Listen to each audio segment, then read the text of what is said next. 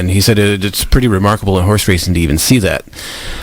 So I mean, if the horse's training and conditioning keeps up for the Preakness, I think it's an easy win. And that's the key for the Belmont Stakes, which is the marathon of the 3 horse that'll be able to keep his pace. Watching the race, the first thing that's interesting. You kind of changing my mind here, because watching the race, I was like, oh, look how sloppy it is. My first thought was some horses are better in the mud than other ones. If the Preakness, if we get a good dry day, maybe we'll get different results. But hey. I'm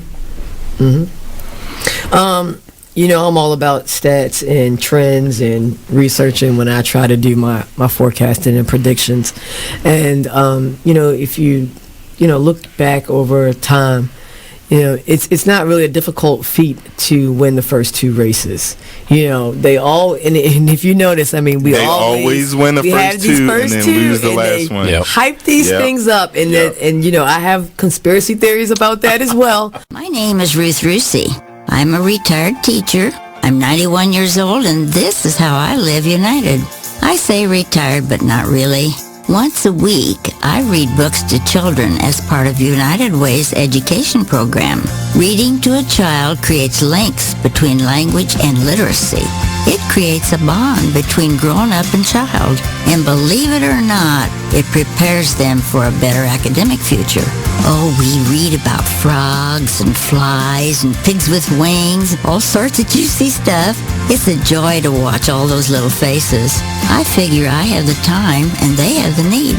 And I've always believed that if we're not here to help each other, then what are we here for really? My name is Ruth Rusi. I help kids prepare to succeed in school. So I don't just wear the shirt, I live it. Give, advocate, volunteer, live united. Go to liveunited.org. Brought to you by United Way and the Ad Council. My name is Meera Batra. I have been in this country 32 years, and this is how I live united. America has always been the land of promise, and in my community, many families have come for a better life. Coming from another culture myself, I know the desire to become part of a community, to feel at home, and to gain the tools for our children and families to succeed. So I advocate for these families with United Way. United Way empowers them to look beyond their histories and to see what opportunities are available. We help them get involved with their kids' schools, network within the community, and when we do, we unite them.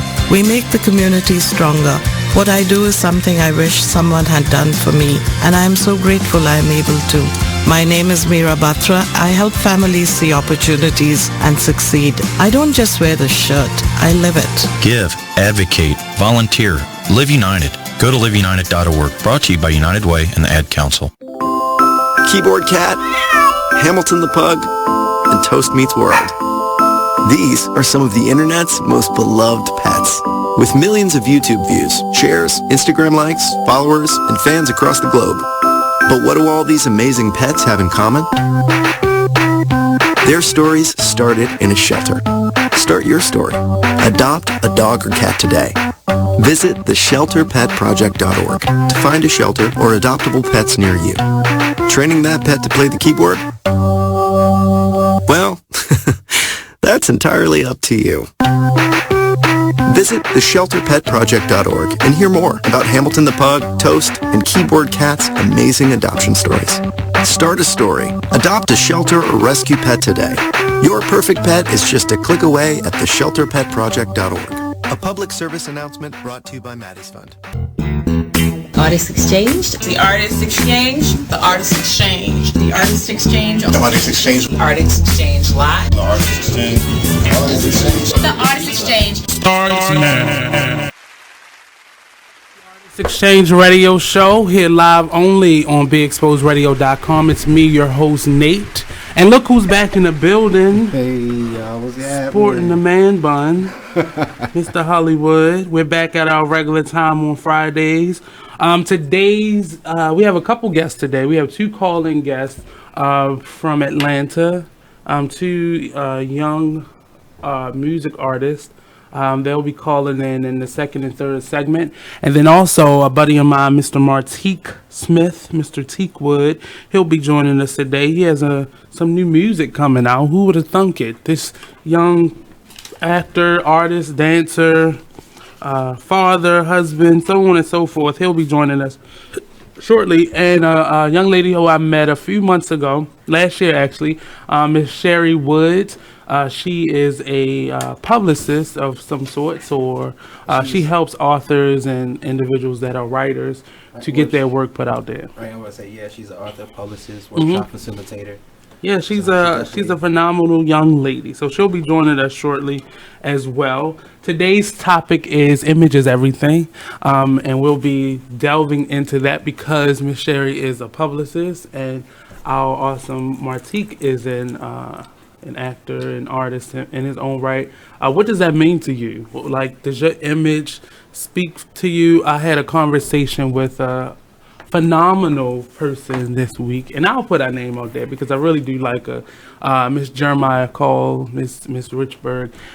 We had a conversation, and she checked me. Like, I get comfortable because this was radio at one point. It wasn't a podcast, but it was radio. So I would come in here with my most comfortable attire on because I was ready to be comfortable. But and me getting a little bit older now, I'm learning to put my best foot forward in everything that I do. So I'm attempting to do that. So I have a stylist now. Shout out to Miss Blair Leon. Okay. Will be working with me shortly. I got style. I really can. I have really eclectic, but I have an artist / beachy / vacation style. That's my style. Anything with jeans and flip flops, I think I can rock that and I can do very well. Exactly. But I can get spiffy. She brought up the last time she I guess she always used to see me like that. So she saw me at the 4R concert, and I think that was like, bam, okay, this is what they can do. We need to see more of that. But that's a lot of energy and a lot of work. Right. So I'll be working on that atmosphere. Okay. But the first conversation I'll bring up today is I asked a couple questions on a post that I shared out a few minutes ago. One, I'll say, should Monique shut up? Should she shut up and just let it go, or should she keep fighting for her name? And what does that mean when you're fighting for your name? I shared a couple times on the air, and me and Amma had conversations before about what does it mean to be difficult? When that moment when you start deciding to choose you over what people want you to do. And when you're stepping outside of what's expected of you, you are then labeled difficult. And I really side with Monique a lot because as a person that's in the arts, that's acting, I'm not on her level as of yet, but I definitely understand when people want you to do what they want you to do, no matter what it means for you, no matter what it doesn't mean for you. And I've gotten into trouble a lot because I do a lot of different things, and when people want my attention when I'm doing something for them, and it doesn't always equal up to that. So if you're not paying me, and this is my new rule, if you're not paying me and I still choose to do what it is that you do, I'm choosing to do that with the acknowledgement that I'm going to do what feeds me, will always have precedent. Now, I'm not going to back out of your show or not show up to a play because I have a radio show, but I'm going to adjust my schedule so I can make both of them. And I'm still feeding myself and I'm still being a responsible adult in the choices that I made. So I've never slighted anyone and just didn't show up to something. That's not my thing. But I'm choosing now to do that because I used to cancel everything to do something for somebody who wasn't looking out for my best interest. Right, I did that. Oh my goodness! Like talking about canceling something. Like I missed out on a whole entire movie deal just because I took someone's word and he was like, we're going to go ahead and set up this meeting. So I'm telling him, like, hey, look, bro, can you just hold off for me real quick, because I have this really important meeting to get to. Like, I was actually supposed to be meeting up with an agent, but it didn't go as planned. But I was so hurt because I'm like, yo, I put my trust in this because this is what I really needed. Right. Because I don't have an agent, so I've been looking for an agent. Mm-hmm. So, long story short, that why couldn't he have met with you at another time? The times just collaged. And it was like one time we were supposed to meet, we didn't. All right. He said, okay. The other director, he was like, right. And the other director was like, you know what? Okay, we just wait for the next song. We're going to shoot the next time. Mm-hmm. So actually, it collided again. Time schedules collided. I'm like, all right, you know what I'm saying? All right, I'm going to go ahead and meet up with him. And then it never really fell through. And the crazy thing about it, I was hurt because the guy who wrote in the script in the whole movie, I was there from the beginning. From like, he wrote me in the script, you know. And I was like, you know what? I'll never ever do that again. Yeah. And I think a lot of people have it misunderstood. And I'm thankful, and I want to be able to say I'm thankful to her directly. So Monique, if you're listening, thank you. But it really does mean something to hear this side of it, because coming from school, like college, and we're learning how to be better actors, learning how to be artists and actors, so on and so forth. We're learning how to be an ensemble. We're learning how to, you got to put in your dues. You got to put in that work. Right. But at some point, I put in the work. And I have to, from the beginning, begin to acknowledge where I'm at with my goals and so on and so forth. But we'll continue with this conversation in the fourth segment. So stay tuned, stay locked in. We're going to take a break. We'll be right back here on the Artist Exchange Radio Show, only on BigExposedRadio.com.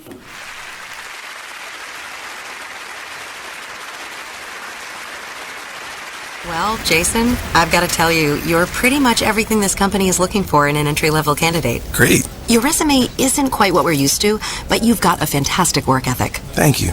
And I'm impressed by how you carry yourself. So, should we talk about the job? What? The job? Oh, sorry. Yeah, I have no way of recruiting or even meeting you. This interview didn't happen. It may sound ridiculous, and that's because it kind of is. There's a huge pool of talent your company is missing out on. Meet the grads of life. Who are they? Talent worth knowing about. Young adults of unique determination and experience. An ideal fit for your company in an entry-level position, internship, or even mentorship. They might not have every qualification you typically look for, but they're exactly who your company needs. Man, we really could have used him.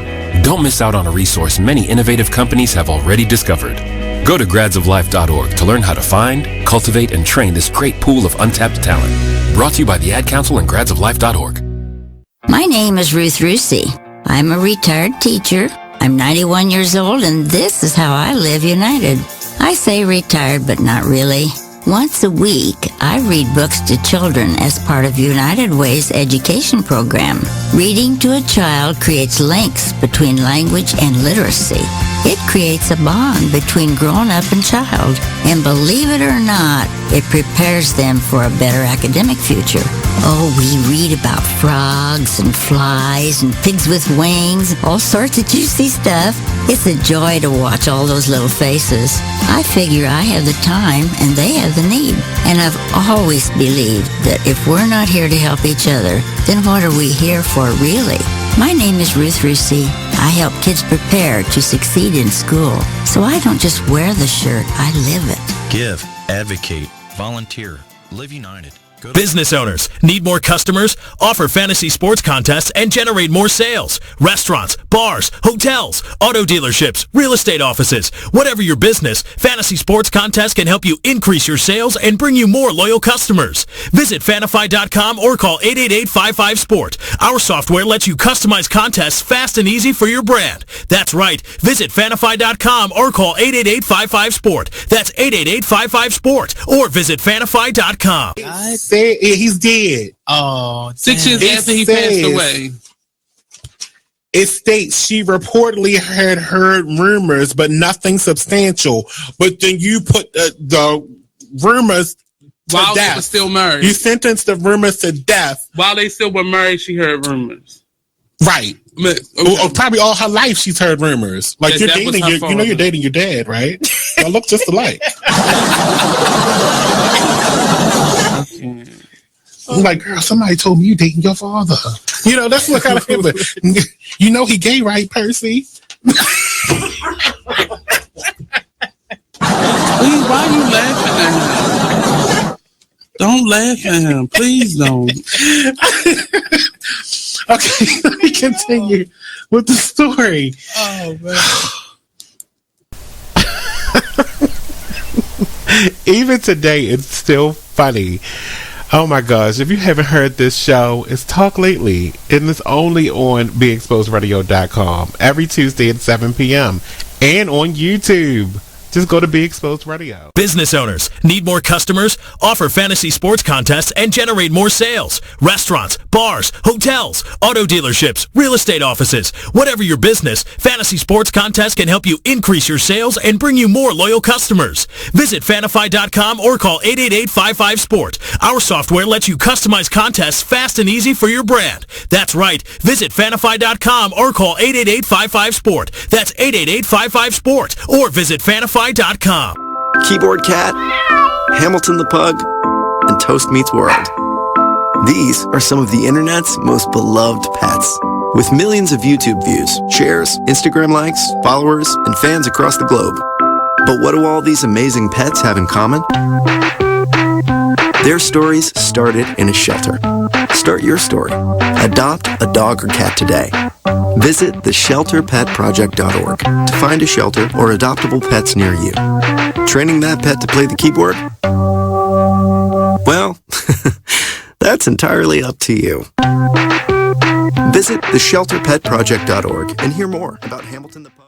You are listening to BeExposedRadio.com. Hey, what's up, and welcome to the Artist Exchange Radio Show only on BeExposedRadio.com. You only need that if somebody call in. In the building, we got Mr. Teakwood, Mr. Martique Wood himself. He has some music coming out. He's also an actor. He was in the last play, The King of Howard Street, with me. Yeah. He's a father, a husband. He's only like 12, but he does a lot in his life. And we're very happy to have him join us today. We have two guests that are going to call in this segment and then the next segment, so we'll have a brief interview with them, learn who they are. But in the meantime, I'm talking to Mr. Martique. The question that I had before you got here today was, should Monique shut up? I had a really interesting conversation. I think you had joined in on the tail end of it, but with Joshua. Great Joshua, about Monique and the respect that I have for her now, because we can't really say what we were saying at that moment, but I really do have a lot of respect for her, because anybody else would have just shut up. Nobody would have went up against the Oprah Winfrey, and Oprah put her panties on one leg at a time. She may do two at a time because she's just that busy. She might, but she might have somebody ready to do something. Gail is above that now. She's like editor and got her own. She got her own separate job. What's Stedman doing? Stedman might be the person holding her panties. Man. But they say he is his own man. He got his own job. But all right, we ain't heard about it. Yeah, but my question is, should she just shut up? I feel as though she should continue to talk out, because it's going to make Oprah so uncomfortable that she's going to have to do a whole special around. Y'all apologize to her. So why can't she apologize to Monique? Just a simple, like, you know what? Maybe I did step over the boundaries. Maybe I shouldn't have had your dad and your mom and your uncle on my show during the Oscar that you won, during that whole time. Maybe I shouldn't have did that. But do you feel like she should shut up? Well, like, I don't even really get into the whole celebrity gossip thing. I only know about it. Just the principle of it, right? But off principle, like, I'm proud that she's stepping up too. If you got something to fight for, like, the one thing you shouldn't do is be silenced. Like, right. So, and she not dressing up on these podcasts. She not like in her full glam. She keeping it real. She got something to say. She got something on her chest. She getting it off. Like, at the end of the day, it ain't costing Oprah no real money or nothing like that. But she gonna be that this is exposing, and she just did another one. She just did, her and her husband just did another podcast. I just don't want her husband talking no more, because he just starting to sound like good girlfriend a little bit. Yeah, he just started, and it's starting to be a little too much. I understand she about her man and all that, but speak for yourself in this moment. Like, really speak for yourself, because then it sounds like he's telling you to say these things, or he's influencing you to say these things. But it's more so, the only reason why because I don't do entertainment news on, because I don't care. You know, you're not paying my Sally Mae off. So I don't really care. But it's just a principle, because the last couple years I've started saying no to people. I used to do everything people put in front of me, and the moment I said no, I started getting difficult. The moment I started not showing up 2 hours before for a call time, I became difficult. And I understand it. I understand where you're coming from, because you expect this from Nate. You don't expect this. And when people start hearing no, or you're not doing what they expect of you, you get the difficult card, or you're being difficult, because I was called difficult so much in the last 2 years that I started laughing at it. Your terms, your boundaries. Like right. Everybody should have boundaries, especially when you're doing stuff. Like, I mean, you, for instance, like doing stuff on a level you doing, and as long as you've been doing, you should be able to define your terms. I ain't saying you old, 12. You know that, because I'm 12.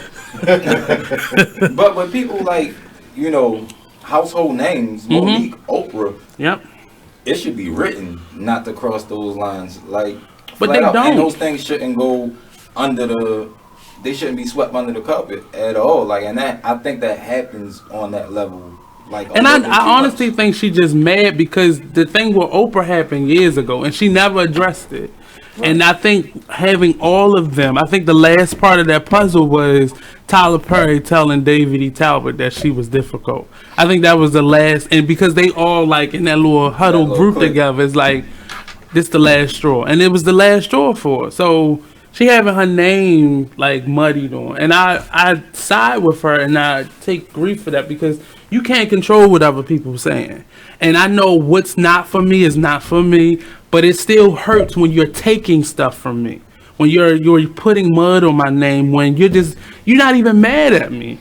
You're not even mad at me. You just wanted me to do what you want me to do, and when I didn't want to do those things, then I was difficult, and I'm hard to work with, and those things. And I know what that feels like to have that mystique out there about your name. I want her to not be angry anymore.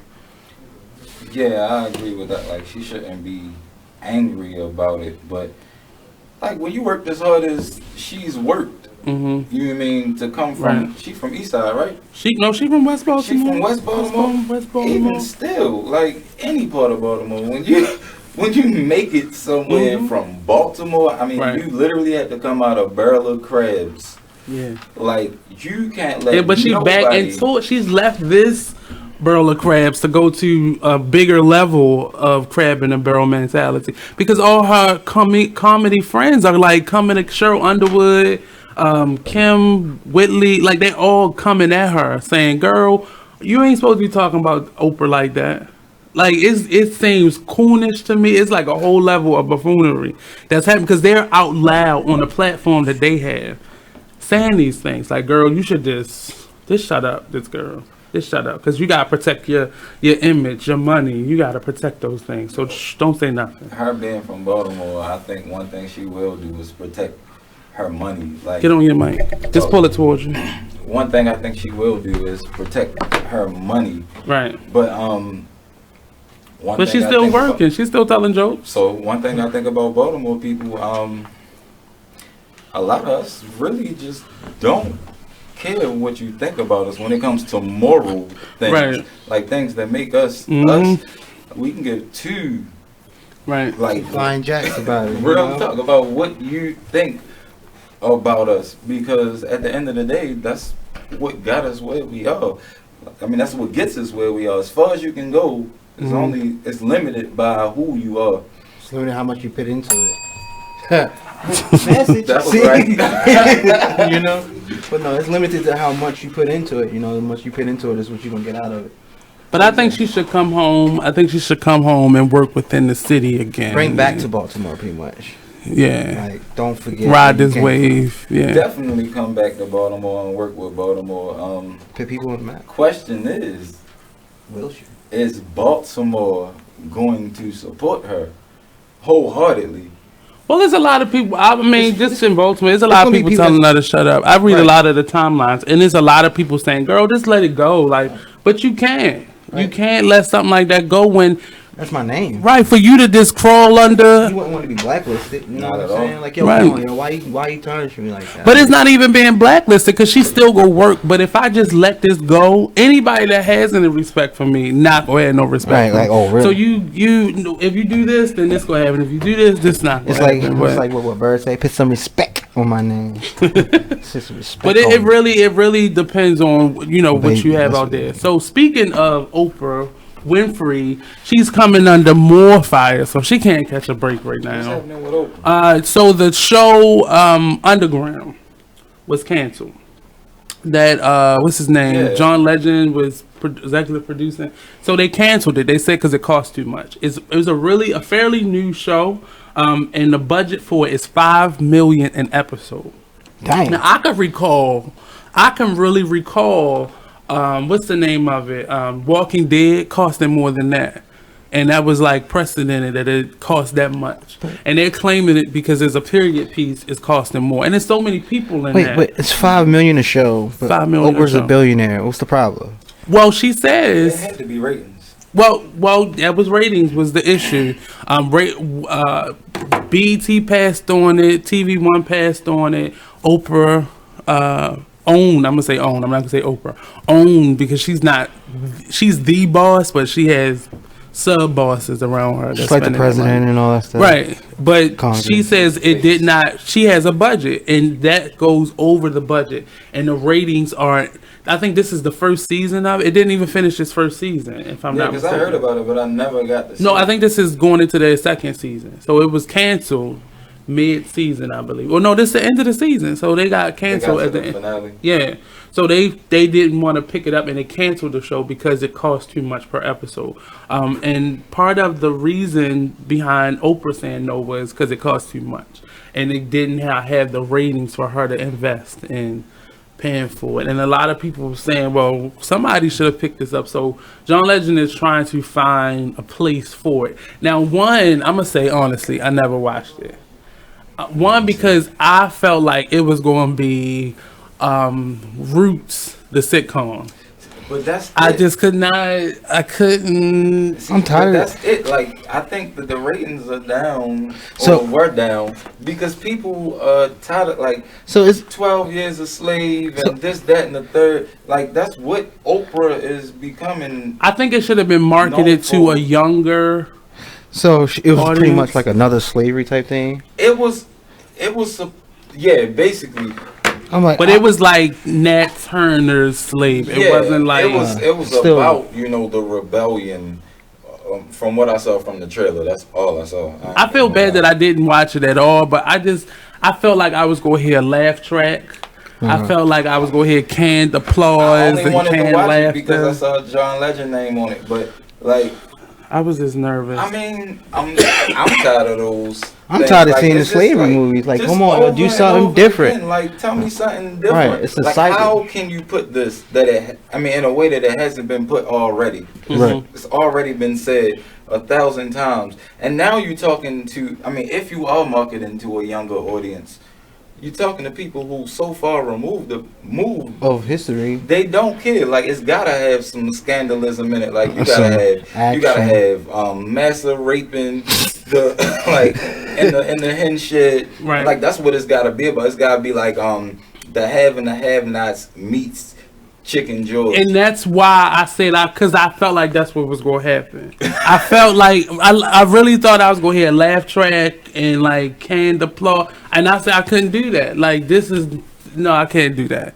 because they didn't do that to Walking Dead. It wasn't like a laugh track on there. Like, that was a serious, what was it called? An episodic TV show that just. It went there, but I'm saying I think it didn't happen for this show because of the content, because of what they were talking about, and the people, the powers that be didn't want to pay for it. And I'm shocked that Oprah, who made me sit through that long BS, no, I'm not saying BS, but that long, what was that movie she did where she was like coming out of slavery?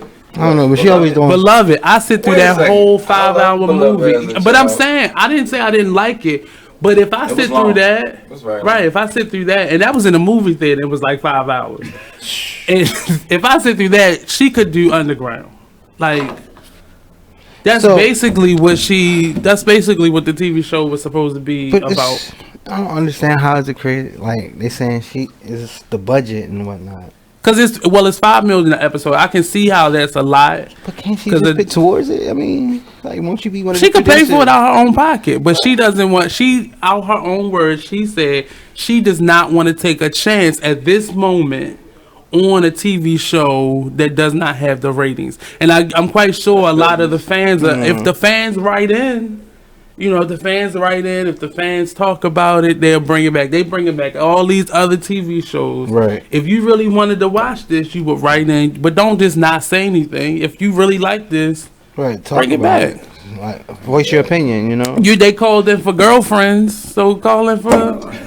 I'll watch it this time if it come back because I'm just. If it come back, I'll watch it. I was just scared that it was gonna be funny moments and like a Chicken George type of. That's what I thought it was. Or just the same old story that you done seen before. Yeah, right. But a lot of people said it wasn't. It was definitely something I different. saw the reviews from the pilot episode, and it was supposedly good. I mean, that wasn't enough for me. Like I needed to hear people tweeting about it, you know, like how they do the Empire and the Power and all of that. But it still was new. It wasn't, you know, Scandal and did they Empire. even give it a chance to actually go there for the people to actually just see what was going on? But see, Empire was ratchet from day one.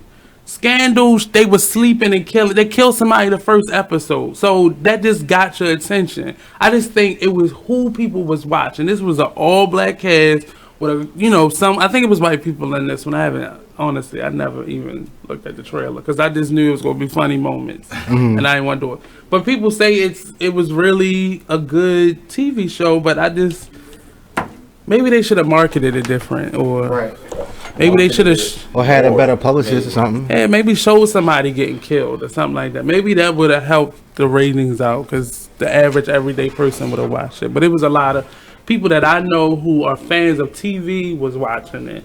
And they loved it, like the Queen Sugar and stuff like that. So stuff got to be controversial for people to really watch it. But we gonna take another quick break. We'll be right back here on the Artist Exchange Radio Show. Don't forget, go to the Artist Exchange page and share the live. You can see us. They right there.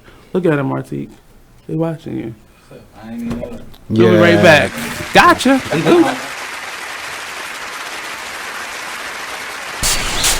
Whoa. The moment my son saw a redwood tree. It's huge! Is the moment I knew that for him, You can't even see the top of that thing! even the sky has no limit. There are some moments only the forest can inspire. Find yours at discovertheforest.org. Learn about forests near you and discover cool things to do when you go. Your moment is out there. Find it at discovertheforest.org. Brought to you by the U.S. Forest Service and the Ad Council. Keyboard Cat, Hamilton the Pug, and Toast Meets World. These are some of the internet's most beloved pets. With millions of YouTube views, shares, Instagram likes, followers, and fans across the globe. But what do all these amazing pets have in common? Their stories started in a shelter. Start your story. Adopt a dog or cat today. Visit theshelterpetproject.org to find a shelter or adoptable pets near you. Training that pet to play the keyboard? Well, that's entirely up to you. Visit theshelterpetproject.org and hear more about Hamilton the Pug, Toast, and Keyboard Cat's amazing adoption stories. Start a story, adopt a shelter or rescue pet today. Your perfect pet is just a click away at theshelterpetproject.org. A public service announcement brought to you by Maddie's Fund. Check out this flashback of the Artist Exchange Radio Show on BeExposedRadio.com. Welcome back to the Artist Exchange Radio Show here live on BeExposedRadio.com. In the building, we have live Mr. Michael Ryder. There we go. And Mr. Steve Yarn. They're doing a partnership based on what was it again? The stories of the Vulcan Blazers. An awesome production that they have coming up. And now the name of it will be called Baltimore Heat. There we go. They were telling us a little bit about, they're in the pre-production phase of developing this Baltimore-based production. It seems like a really awesome idea, and I always love for more artistic events to come here, and because it's more of an event because you guys are going to actually use Baltimore as your complete backdrop of the city, and that's very awesome to hear. Yeah, we want people to fall in love with this project through the visions and the tales we're going to tell about these firefighters, but also we want them to fall in love with the city of Baltimore. Just like they did with Miami Vice and Chicago Fire. You are listening to BeExposedRadio.com. Hey, what's up, and welcome back to the Artist Exchange Radio Show here live on BeExposedRadio.com. We were supposed to have some calling guests, but I guess they haven't called in yet. So hopefully they'll call in.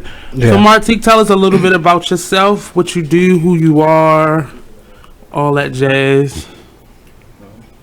Martique Wood, Baltimore, born and raised, Pennsylvania Avenue. Well, I do pretty much. You're an actor. I'm an actor, singer, dancer, rapper, writer, beat maker. I don't limit myself. I do. Like, as far as your acting, He started out as a actor, as a arena player, performer at the arena place. Yeah, real young. I was like 15. Got into it. I just happened across it. You know, it was like I was doing the wrong things, and somebody introduced me to Miss Orange at the arena, and she gave me a real shot. Like, she said, she told me she doubted me too, but I kept going back, and I never left.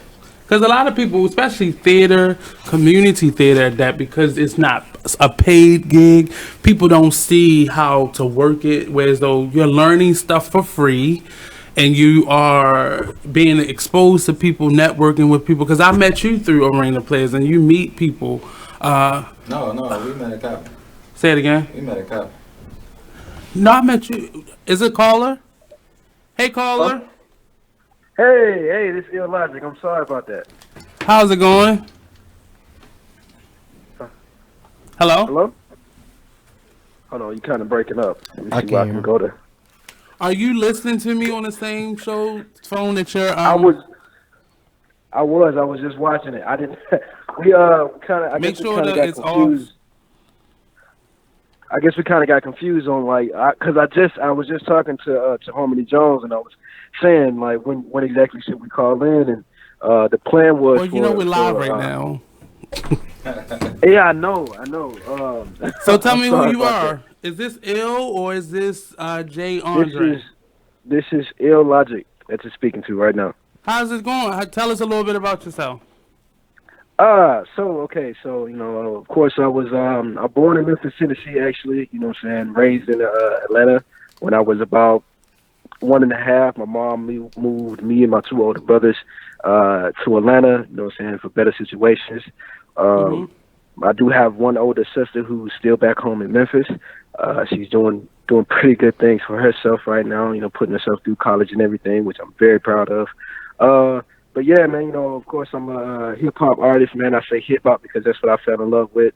You know, actually the first thing was R&B, and then that's what I grew up off of that. My mom has, you know, I remember when I was a kid, you know, of course, I'm not sure if you went through it, but my mom would have all her friends come over. They play dominoes or cards or whatever, and me, my 2 older brothers, and some of their kids, we just sit down in a circle. We be playing games with ourselves or whatever, but they would always have like Erykah Badu and, you know, stuff like that in the background. So I grew up off of that, and I fell in love with it.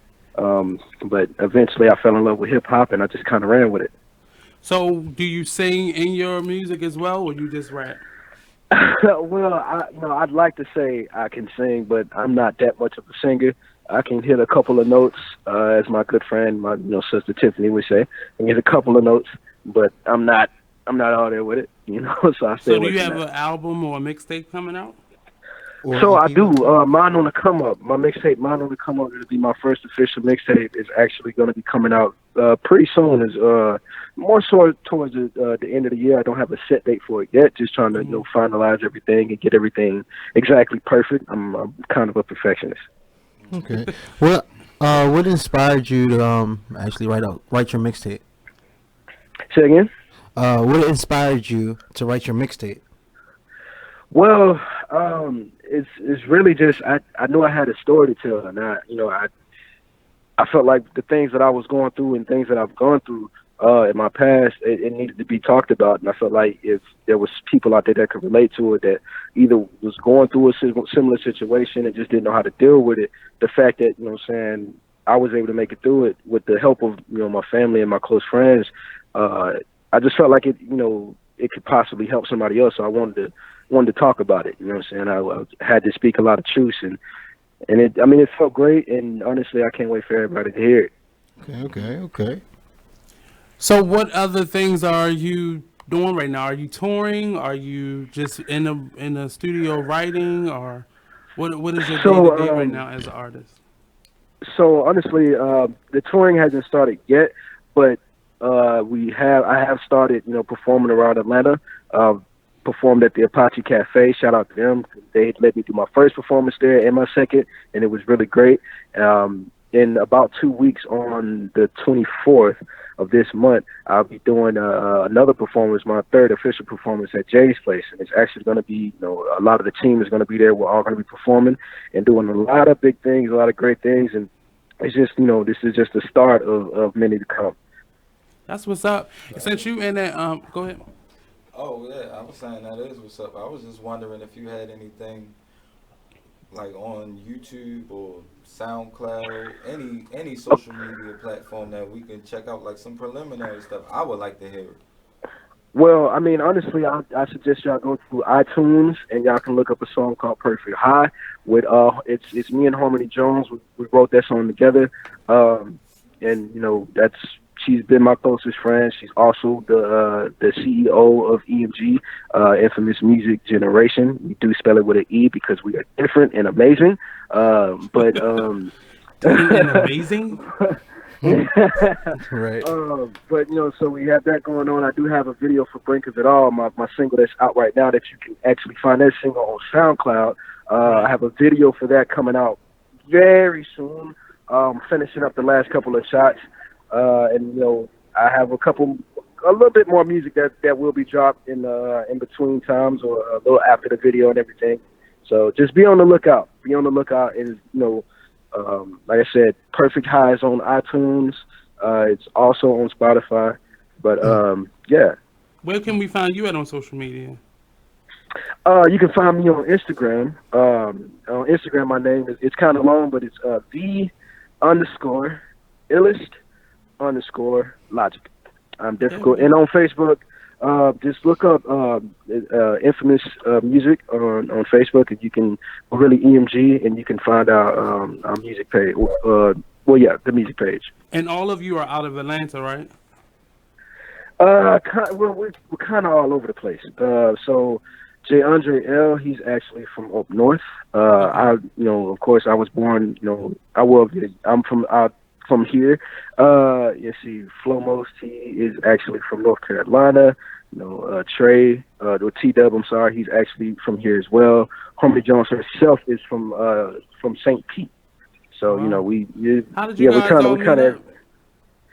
So me and Harmony, I actually knew her, and me, Harmony, and J. Andre L, we knew each other in high school.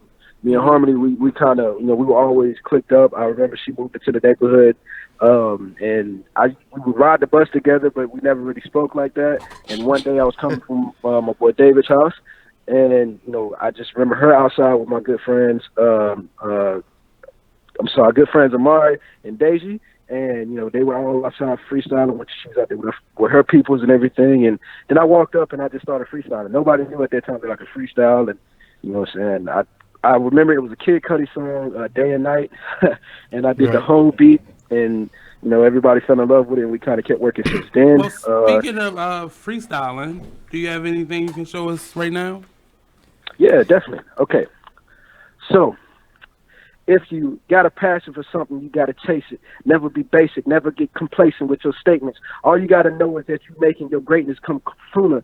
If everybody else want to be a consumer of your great tunes that you've been working on, you got to keep moving on. You got to keep doing songs. You got to keep it in your mind that you're going to be the greatest coming out of your home. But the things that's in your dome, you can't let them hold you down. I'm talking about your insecurities of these memories, the things that you never did defeat, but you know that you are a beast or an ex-team member, somebody that can dismember all of those figures that was in your face a long time ago, but you know that you got something to show, so let it glow.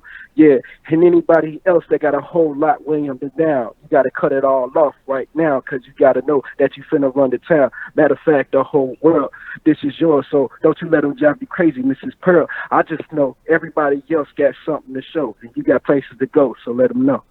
Okay. Like I was gonna ask you, through your music, what were you trying to tell the people? But as we just hearing that freestyle, it seems like you're pretty much trying to uplift people's lives and you're trying to motivate them to do better. You know, don't stay wallowed down. You know, don't be in no depression. You know, everything is always going to get better. You know, if you just keep pushing towards it. That's honestly that is the mission, man.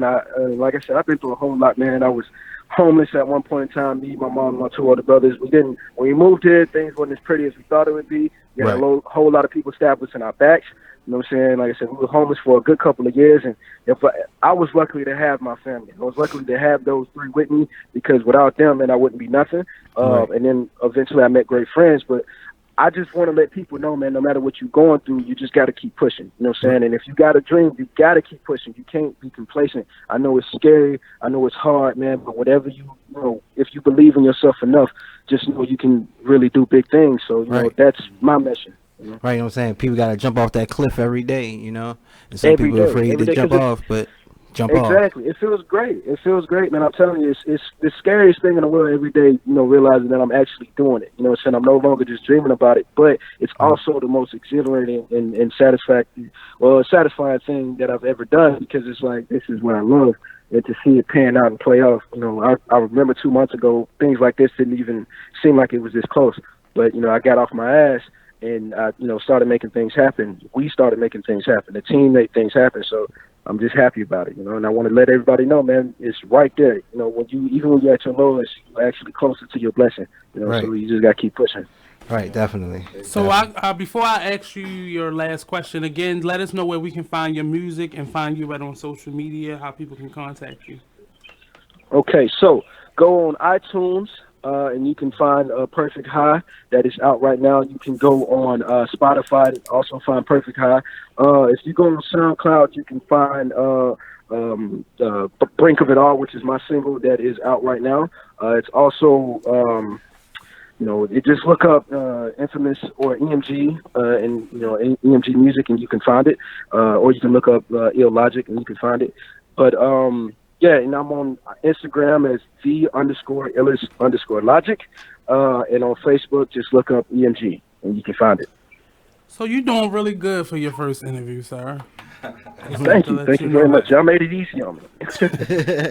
So my question to you, and you sound really close to this already, but I'm gonna still throw it out there to you. What advice would you give to your 17-year-old self? To my 17-year-old self, be brave. Be brave. You know, don't always put yourself down. You have every reason, you know, to put yourself up. You have every reason to just believe in yourself. You know, live in the moment. Don't think about the future so much, and live with no regrets. No regrets. Be brave. That's the illest Logic talking to us straight from Atlanta. I'm gonna tell you, there's a young lady named Keita Mary. That's KEYTAHMAURY. She's down in Atlanta. She actually moved there from here, so I look her up. I'll share her page with you. She's a great singer, so I think you guys may do well together. Hello? Hello, I'm sorry. I think I lost you a little bit. I'll send you the young lady's name. It's a young lady, a singer down in Atlanta now, and I'll definitely send her your information. I think you guys could, your style will go perfect with her brand. So stay in touch. Definitely let us know when that video drops. Let me know. We can play it here live on the air. So keep in touch, young man. And tell your friend I'm gonna definitely reach out to Jay Andre and reschedule his interview on the show. So thank you again for calling in, brother. Yeah, thank you. Thank y'all for having me. Shout out to the Be Exposed Radio. You know what I'm saying? Thank y'all. The Artist Exchange. He's a pro already. A pro his first time. Be safe, man. Yeah, man. Y'all be good. Definitely. Continue to motivate the minds of young people. So we're going to take a quick break, and we're going to get back to interview. We have Miss Cherrie Woods joining us. She's going to give us some awesome information on promoting and marketing and all that jazz when we return to the Artist Exchange Radio Show only on BigExposedRadio.com. Don't go anywhere. Only in the forest can you see this. But nothing beats the moment you see that. Cool! That's your child's eyes opening up to a world of possibilities. There are some moments only the forest can inspire. Find yours at discovertheforest.org. Learn about forests near you and discover cool things to do when you go. And you might just see this. Visit discovertheforest.org. Brought to you by the U.S. Forest Service and the Ad Council. You use Tearless Baby Shampoo because it's gentle on your baby's eyes. You make sure his toys don't have any sharp edges. You always test the bath water to make sure it's not too hot. You taught her what to do when the smoke alarm goes off. You make sure she wears a helmet when she rides her bicycle. You put on his sunscreen, even when he's embarrassed his friends will see.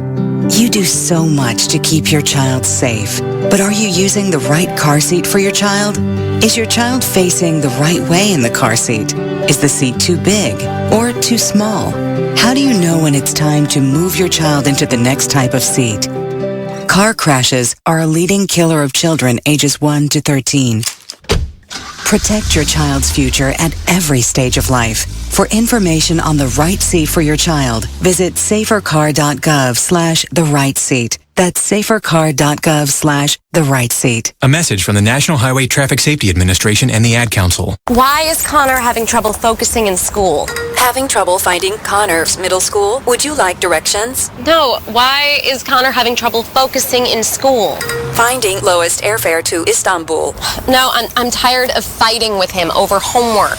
Home, walk, restaurant. Need a review? No, I need help. He's very smart, but his mind wanders. He's disorganized. I think I understand. Oh, good. Finding best potatoes for French fries. No! Russet, fingerling, Yukon Gold. Why don't you understand me? Sorry, I was trying to show how Connor feels every day. Frustrating, isn't it? Redirecting to understood.org. For the 1 in 5 kids with learning and attention issues, this is what life can feel like. Explore understood.org, a free online resource about learning and attention issues, designed to help your child thrive in school and in life. Understood.org, because understanding is everything. Brought to you by understood.org and the Ad Council. You are listening to BeExposedRadio.com, the home of Talk Lately with Monty, every Tuesday at 7 p.m. Check out this flashback from It Is What It Is radio show. Paul was chilling, he was doing his thing. Y'all, you feel me? Love y'all family, you know what I'm saying? Mm-hmm. And like for him to be taken away from you, snatched away from you, just like that. You feel me?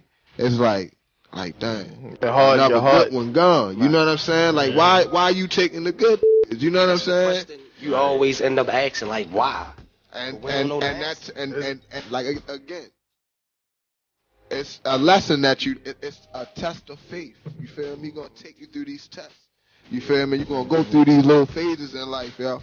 You know what I'm saying? And at the end of the day, you just gotta recognize that one, it's the adversary trying to knock you off your pivot, and then it's God trying to teach you something. You feel me? Right. Anything that you go through, you're gonna get through. It's called going through. You feel me? That's why it's called going through. You going through something. Right. You feel me? Because after you go through it, you get through it. You look back on it like, damn, I got through that. You feel what I'm saying? For this and more, be sure to tune into BeExposedRadio.com every Friday from 9 o'clock to 11 o'clock p.m. to listen to more of It Is What It Is radio show. Hey everybody, check out what you missed on the one and only Be Inspired radio show. I'm just thankful this year I've dealt with, some growing pains, and I've overcome some things, and I've also, accomplished some things in the process. I've learned some things. I learned that everybody loves your work until they got to pay for it. That's what I learned. That's what I learned. I learned everybody loves what you do. I mean, not always. Listen, the Bible says money answereth all things. Well, okay, and there is a place. There is a place where finances is necessary, and when you got kids. Artist Exchange. The Artist Exchange. The Artist Exchange. The Artist Exchange. The Artist Exchange. Artist Exchange Live. The Artist Exchange. The Artist Exchange. The Artist Exchange. Welcome back to the Artist Exchange radio show only on BeExposedRadio.com. I'm your host, Nate Couser. We got Hollywood back in the building. He's been gone for like a month. Sorry, I was away filming, guys. I was on a project in and out the States. He's so Hollywood. Also, we have Mr. Martique Smith, Teakwood. He joined me and a lot of awesome actors in The King of Howard Street that just closed this past Saturday. So we catching our sleep. Asleep. I slept all day Sunday. But joining us in the building, we have Miss Cherrie Woods. She's an author, a poet, a PR guru of sorts, and she helps authors to get their work out there. So we're going to learn a little bit more about what she does, and I'm going to start with you being a writer yourself. Okay. So because you have the expertise as a writer, so you know what to showcase as far as getting people seen. So let us hear a little bit about you. Okay, well, about me, I've been in public relations for about 15 years, and I've worked mostly in arts and culture and government. But about, I'd say, 2012, I joined the Black Writers Guild of Maryland. And I first thing I do want to say to authors, please join a writing organization. Writing is such a singular thing, and you can get caught up in your writing and you're not sure if you're going in the right direction, and then you get to that point where, you know what, I think I'm actually going to do this and I'm going to write a book. And if you're in a writing organization, guess what? You're in a group of people that are going down the same path you are. Some have written some books already and they've made their mistakes and know what works and what doesn't. And they are invaluable in giving you advice about how to move forward. So, from that organization, Black Writers Guild of Maryland, I learned about the importance of editing, which publishing companies, because most new authors are going to self-publish. Which publishing companies are the better ones? Which ones are kind of taking your money and not getting you good marketing? Which ones do the right editing so you're not putting out a book with a lot of errors, spelling errors, grammatical errors? Because I've seen that so much. That's unfortunately the reputation of a lot of self-published authors, which keeps you at a certain level. It doesn't help you get up. Yeah, so for me, joining Black Writers Guild, and at that point I was a poet anyway, I had not really thought about actually publishing a book. I did spoken word and I had some CDs, but being in this group of writers, I got knowledge from the monthly workshops, and I got to speak to other authors, and I took the leap. And so in 2013, I published my first book, which is a book of poetry called Free to Be Me, poems on love, life, and relationships. And one of the poems in my book actually went on to win Allen Ginsberg Award, which is a pretty prestigious poetry award. But again, I didn't know much about the writing world until I joined that writing organization. So I really encourage authors, join a writing organization before you take that leap to publish your first book. You've got to get that knowledge so that what you're putting out there has a really good chance of selling and doing well, and maybe one day being picked up by a credible, publisher. But to just put it out there blindly, it's not good. It's not wise. You mentioned Maryland Writers Guild. When authors, specifically new authors, are choosing those types of groups to be a part of, what should they be looking for? Because a lot of authors I've met, they don't like to be in groups like that because they feel like someone's going to take their idea or steal their book. And I will tell you this. Now being very immersed in the author world, authors, it's not Hollywood.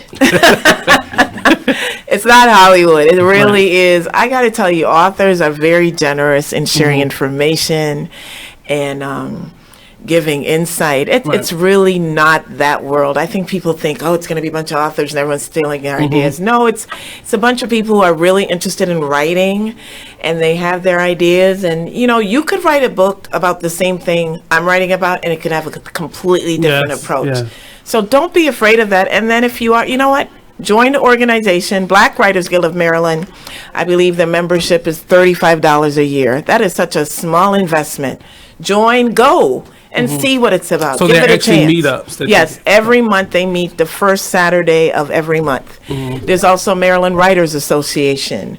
There's writing groups on meetup.com. Join a group. Go and see for yourself. But I'm going to say my experience with most authors is that they're generous and they share information, and nobody's really, it's not that competitive dog-eat-dog world that So I is think there a lot of people think. readings going on? Are they sharing? One of the what they big have? pluses with being with Black Writers Guild is that every year for the book festival, as part of your membership, you actually get about 3 hours to be able to sell your book at the book festival. Oh, wow. That's such a perk, because for most of us, we're not going to be able to afford a booth, at the book festival.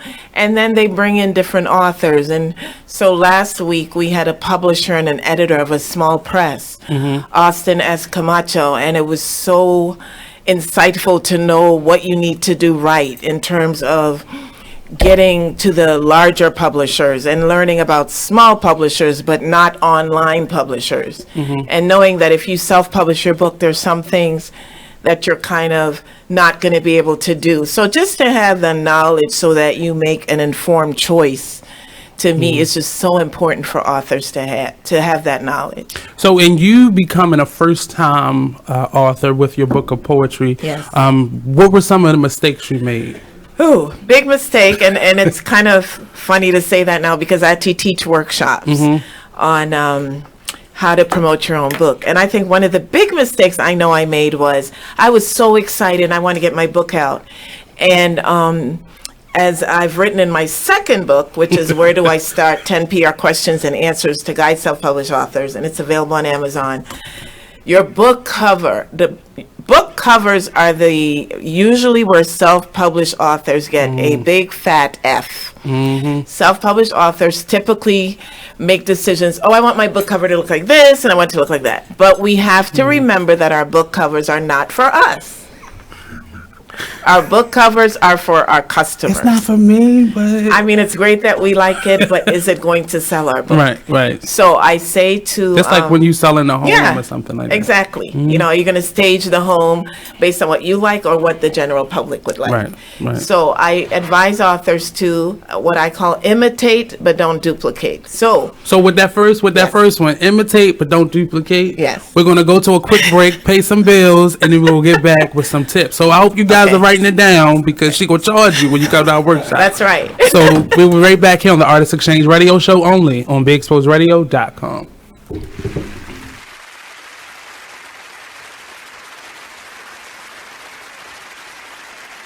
You are listening to BeExposedRadio.com. My name is Ruth Rusi. I'm a retired teacher. I'm 91 years old, and this is how I live united. I say retired, but not really. Once a week, I read books to children as part of United Way's education program. Reading to a child creates links between language and literacy. It creates a bond between grown-up and child. And believe it or not, it prepares them for a better academic future. Oh, we read about frogs and flies and pigs with wings, all sorts of juicy stuff. It's a joy to watch all those little faces. I figure I have the time and they have the need. And I've always believed that if we're not here to help each other, then what are we here for really? My name is Ruth Rusi. I help kids prepare to succeed in school. So I don't just wear the shirt, I live it. Give, advocate, volunteer, live united. Go to liveunited.org. Brought to you by United Way and the Ad Council. My name is Meera Batra. I have been in this country 32 years, and this is how I live united. America has always been the land of promise, and in my community many families have come for a better life. Coming from another culture myself, I know the desire to become part of a community, to feel at home and to gain the tools for our children and families to succeed. So I advocate for these families with United Way. United Way empowers them to look beyond their histories and to see what opportunities are available. We help them get involved with their kids' schools, network within the community, and when we do, we unite them. We make the community stronger. What I do is something I wish someone had done for me, and I am so grateful I am able to. My name is Meera Batra. I help families see opportunities and succeed. I don't just wear the shirt, I live it. Give, advocate, volunteer, live united. Go to liveunited.org. Brought to you by United Way and the Ad Council. Keyboard Cat, Hamilton the Pug, and Toast Meets World. These are some of the internet's most beloved pets. With millions of YouTube views, shares, Instagram likes, followers, and fans across the globe. But what do all these amazing pets have in common? Their stories started in a shelter. Start your story. Adopt a dog or cat today. Visit theshelterpetproject.org to find a shelter or adoptable pets near you. Training that pet to play the keyboard? Well, that's entirely up to you. Visit theshelterpetproject.org and hear more about Hamilton the Pug, Toast, and Keyboard Cat's amazing adoption stories. Start a story. Adopt a shelter or rescue pet today. Your perfect pet is just a click away at theshelterpetproject.org. A public service announcement brought to you by Maddie's Fund. You are listening to BeExposedRadio.com. Just look at your whole packaging and make sure that it's tight and professional. So People pay me for that. And then, what are you doing locally that we could get you in the press? Because it's always good on your website to have your media room, and you've been in this and that.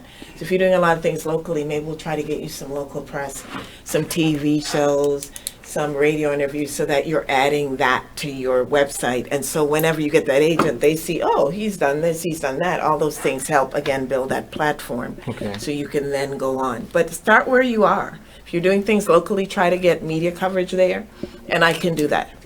So that's Miss Cherrie Wood. She's giving Right. Mr. Hollywood and Mr. Teakwood a lot of good information on how to promote yourself. So I'll go a little bit away from you writing and we get back to that. Okay. And my biggest question to you, and I think a lot of artists, we're all actors and performers in the room, we don't realize the difference between artist development and PR. Okay. And sometimes we are looking for PR.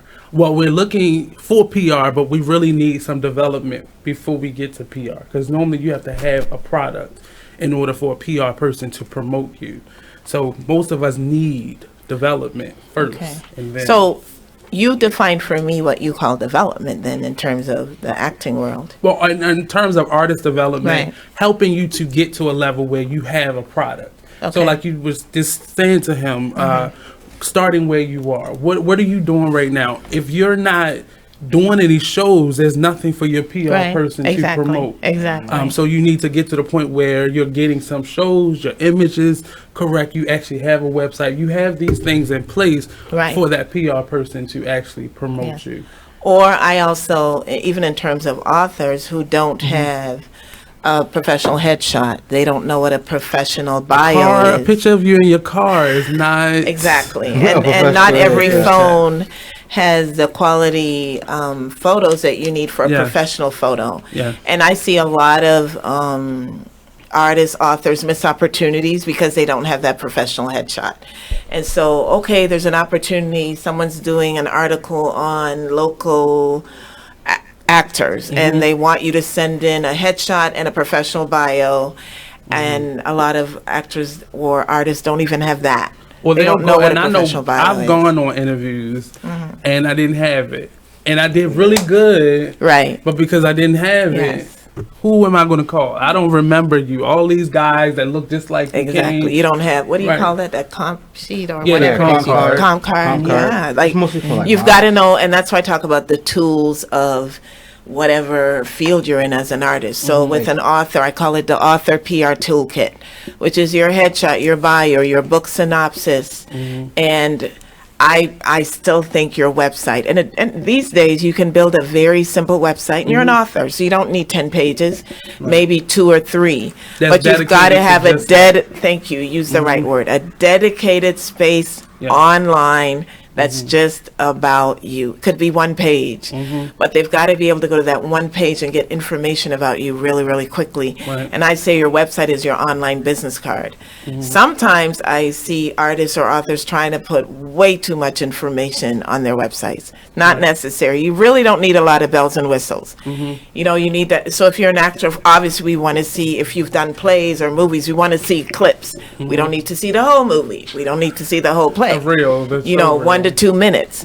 We want to see if you're photogenic. So you want to have, you know, professional photos. We want a bio about you. We want to know the concise information, because sometimes that media person will just cut and paste that bio and put it into whatever document that's needed. You want to make it easy so that when this gonna be a commercial, Eric, this is a commercial that I'm gonna say to all my friends. When you're being considered, you want it to be easy for someone to get information about you. And a lot of artists, authors think that their Facebook page or social media is it. No, your website is still it.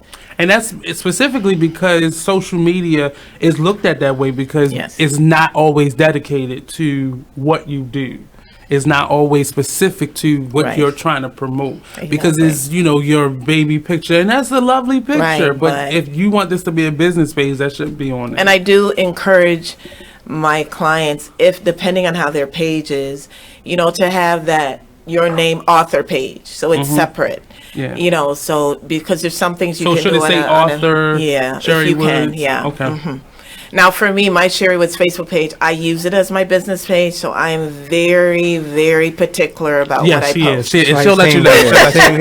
She'll let you know. Like I have two pages. I have like my regular page, but I don't post nothing bad on it. It's just like I definitely stream what goes on my page because what's going on out there, and also I have a public figure page as well, so I can like put all my acting gigs and stuff like that. Exactly. So even from a professional point of view, so if someone tells me about you and I'm kind of curious to find out a little bit about you and how you present yourself, then I'll go to your website, I'll go to your Facebook page, your professional page. I'm like, okay, this guy's organized. This guy, it's really, he's going to be easier to work with because talent, and Stephen King said this, and I have this saying I post it every so often, talent is not worth a grain of salt without perseverance and hard work and something else, and it's true. And I'm gonna say I meet a lot of talented artists, a lot of talented authors, but I've had to learn that talent is not usually the defining factor. And we can look at, I'm not saying like, so maybe this person is a genius writer, but they have no social skills. They're not good on radio. They're awkward with people. In these times, in 2017, in this new millennium, it seems like as an artist now, you're expected to speak well, have great interpersonal skills, present well. And so, I mean, you remember the old days when no one even knew what an author looked like or cared. Well, now everyone wants to know, they want to know about you. They want to know if you have kids. What do you look like? What are you into? Like, you've got to sell yourself sometimes more than the book. Well, the platform that I built here on this show is engagement. And a lot of artists and entrepreneurs don't understand that money is tight. Yes. So if you want me to spend my dollar on you, we have to have something in common. Our stories have to match in some way. Right. I have to be able to identify with you in some way. And so people want to feel like they have access to you. And if you're not personable, and so it's Facebook Live. So maybe you don't really like to be on TV. Well, let's do some Facebook Live posts because that's a little more comfortable for you than going to an actual studio. And it brings you to life, and I can coach you on that. So, but unfortunately, we live in the times of everyone wants access to you. And it's fast. They want it fast. And the other part is about 1 million books are published every year in the U.S., and about half of those are by self-published authors. So it's very, very competitive. And, there's so many people writing. What makes you stand out? What is it about you? You've got to be able to identify that and work that. Whatever it is, as an actor, as an author, as a singer, what's different now is what people are looking for. Right. So what has changed with publishing as far as set aside self-publishing? When a publishing company is looking for new artists or this artist in general, what has changed? Is it become more exclusive for them to choose you, or is it like we're trying to get the next hot thing? Like, I think, and I went to a workshop in New York, and that's the other thing. Go to workshops, go to conferences. I'll tell you, that's where that's really where you meet the people. Go to publishing conferences. If you have a conversation with a potential publisher or editor, it can make all the difference, and then you send in your manuscript. But my understanding is that during the recession, book sales dropped. Like, things drop. Bookstores are closing. Right, bookstores are closing. So, I mean, the big publishers have to make money as well. And so I don't know if you've noticed, but what you're seeing more and more is them publishing celebrity memoirs. They're huge. Yeah. Because those are guaranteed. I mean, once you're a celebrity, you have a huge platform, you usually have a following. So if you write a book, it's almost guaranteed that it's going to be a moneymaker. So there's a lot of focus on memoirs. I've noticed a lot. I mean, who doesn't have a memoir now, or who isn't writing one? Bobby Brown, Taraji P. Henson. I mean, Kevin Hart has one. Kevin Hart has one coming out. Yeah, he does. It's interesting because when I thought of memoirs, I would think like a Charlie Wilson, people who've been around a while, but now it's anyone who has a platform. Biopics. Exactly. So you watch the trend. Memoirs are in. If you're writing a memoir, now's a good time to pitch a memoir. Make sure there's something interesting in your memoir. So things like if you're writing a memoir and you were a victim of child abuse, if you're writing a memoir and you had a handicap from a young age and you survived, people like, I started out low and I won. People like those type of stories. So if you're writing those type of stories, now's a good time to pitch it, because memoirs tell-alls. I pretty much started from the bottom. People want escapism now. These are hard times, so they want to read about survivor stories. Like what did you go through? Like what I was homeless in California for this amount of time, and then I had to go through this and that, the third, just to get here. And then when I got there, I went through something. Exactly. And like I'm just still overcoming mine. So the everyday person, we're not putting celebrities above that, but the everyday person has a leg in the race if they not so much follow the trends, but understand. Be aware. Understand what's selling and what people are buying, and again, imitate, don't duplicate. There we go. And even with the book covers, I do want to add, because this is the area that most self-published authors do incorrectly. Please, please, please, if you're writing a book on whatever your genre is in, if it's urban lit, go to the bookstore, go to libraries, look at the current trend for urban lit covers and follow that trend. See what's selling. Don't kind of go your own way. Let's face it. People are if they're looking for urban lit, there's a certain cover that works. If they're looking for poetry, there's a certain cover that works. If you're writing a romance, follow the trend. The traditional publishers do a lot of research to come up with that book cover type. Take advantage of the research. They know what sells. So yeah, if it's images of people for this type of book, use images of people. Don't put a flower. So I'm like, don't become that invested in your cover that you have to like it, because again, your book cover is not for you.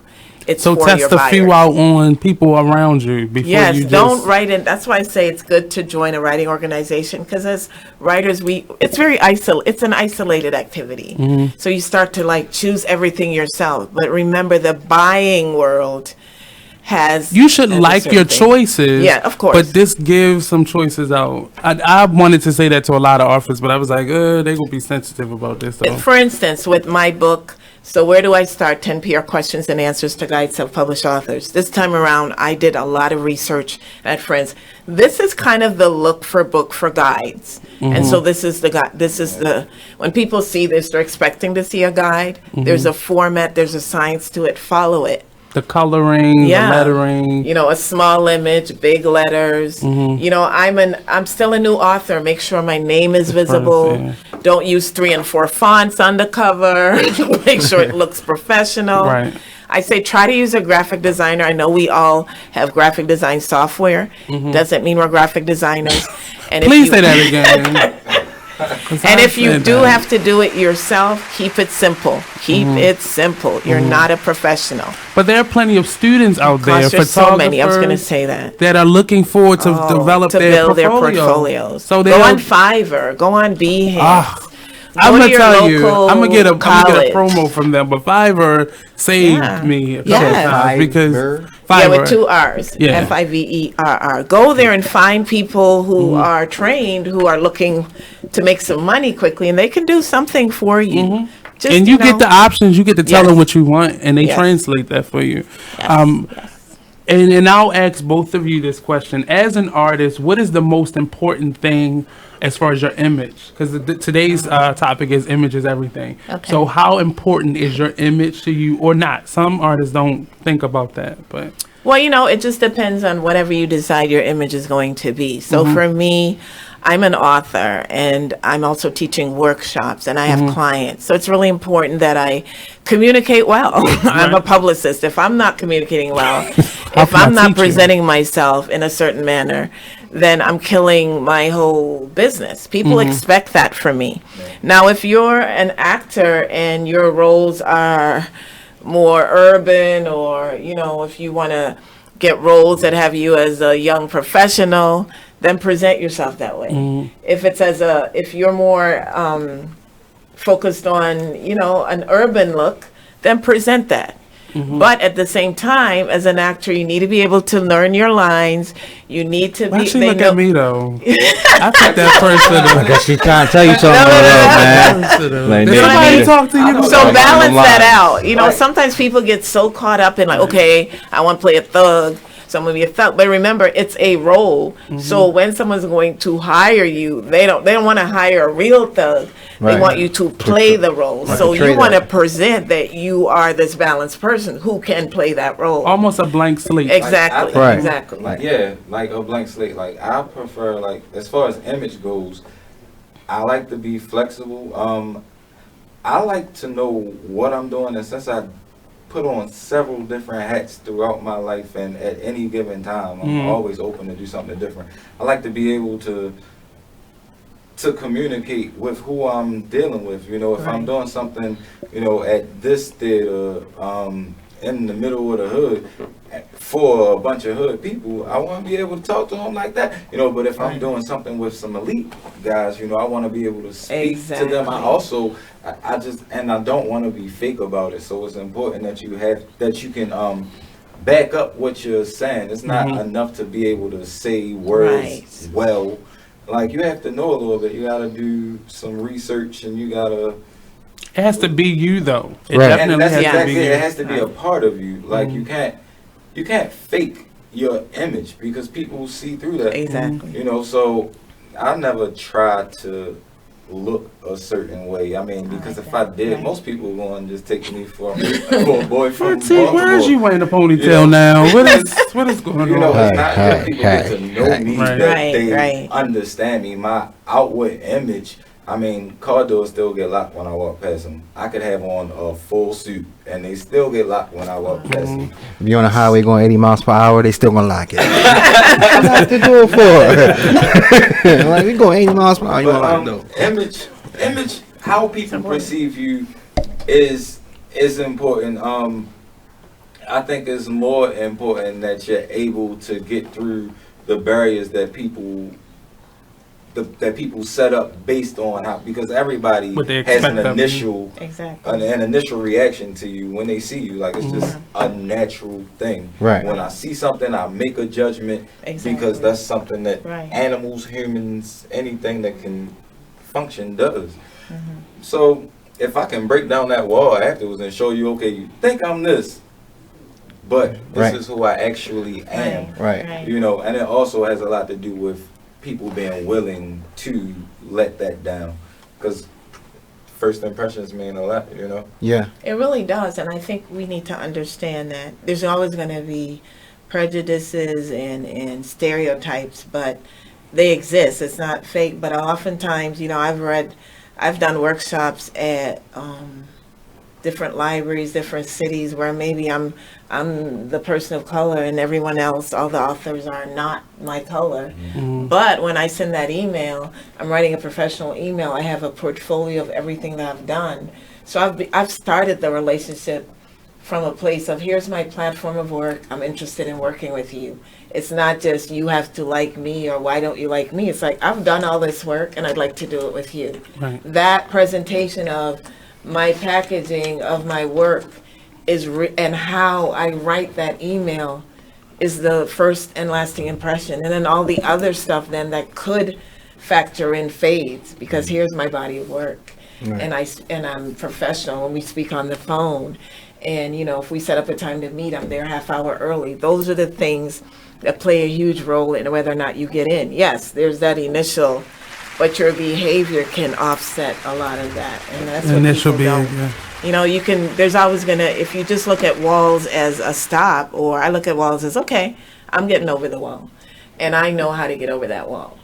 So, it sounds like we may have a new host for a new show on this station. So we're going to take another quick break, pay some more bills, and we'll be right back here on the Artist Exchange Radio Show only on BigExposedRadio.com. I still feel some kind of way because she looked at me. Check out this flashback because, as you said, the school board, the sheriff's department, right? You want to be that change that you want to see, right? So if somebody's not representing your interests when it comes to your kids, your children, your legacy, your future, right? You got folk that don't go to one PTA meeting, don't know who their teachers are for your children, don't know where the classroom is located, don't know if there's an emergency action plan for the school when it comes to the fire drills or whatever drills they have. Or even how they handle when assaults and serious crimes happen. How do they handle that? Are they obligated to notify the parent? Are they obligated to notify the police? Is a report done? You don't even know what's really going on. You'll hear schools in Montgomery County put out information to their parents a lot faster than you hear about schools in PG County. That last incident with PG County when there was a sexual assault of a minor child on a school bus, it took them a year and a half before they even brought it up to the parents. A year and a half. I'm sorry, I'm sitting here with a dumbfounded look on my face if you guys aren't watching. I just can't imagine how that's okay, how it's acceptable, how they were able to even get away with it. They were able to do it because parents' participation is very low. You can catch me Thursdays from 8 to 10 on the Denasha Harrison Show on BigExposedRadio.com. You are listening to BigExposedRadio.com, the home of Talk Lately with Monty, every Tuesday at 7 p.m. Well, Jason, I've got to tell you, you're pretty much everything this company is looking for in an entry-level candidate. Great. Your resume isn't quite what we're used to, but you've got a fantastic work ethic. Thank you. And I'm impressed by how you carry yourself. So, should we talk about the job? What? The job? Oh, sorry. Yeah, I have no way of recruiting or even meeting you. This interview didn't happen. It may sound ridiculous, and that's because it kind of is. There's a huge pool of talent your company is missing out on. Meet the grads of life. Who are they? Talent worth knowing about. Young adults of unique determination and experience. An ideal fit for your company in an entry-level position, internship, or even mentorship. They might not have every qualification you typically look for, but they're exactly who your company needs. Man, we really could have used him. Don't miss out on a resource many innovative companies have already discovered. Go to gradsoflife.org to learn how to find, cultivate, and train this great pool of untapped talent. Brought to you by the Ad Council and gradsoflife.org. My name is Ruth Rusey. I'm a retired teacher. I'm 91 years old, and this is how I live United. I say retired, but not really. Once a week, I read books to children as part of United Way's education program. Reading to a child creates links between language and literacy. It creates a bond between grown-up and child. And believe it or not, it prepares them for a better academic future. Oh, we read about frogs and flies and pigs with wings, all sorts of juicy stuff. It's a joy to watch all those little faces. I figure I have the time and they have the need.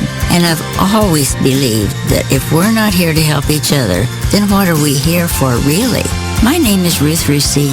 I help kids prepare to succeed in school. So I don't just wear the shirt, I live Do yourself a favor and listen to this hilarious flashback on Charm City Direct Radio Show. You know me. I eat like this all the time. Do I gain any weight? No, at all. You can have my belly, right? I'm giving away body parts. Somebody said they need a butt. Somebody said they I need can a use a butt. little extra tissue there. I can pop it right now. He out here giving out butt cheek donations. Hey everybody, it's your girl, the magical glow getter herself, Anissa Maureen, co-host of the Charm City Direct Radio Show. Catch me and the rest of my team every Saturday, 5 to 7 p.m. on BeExposedRadio.com.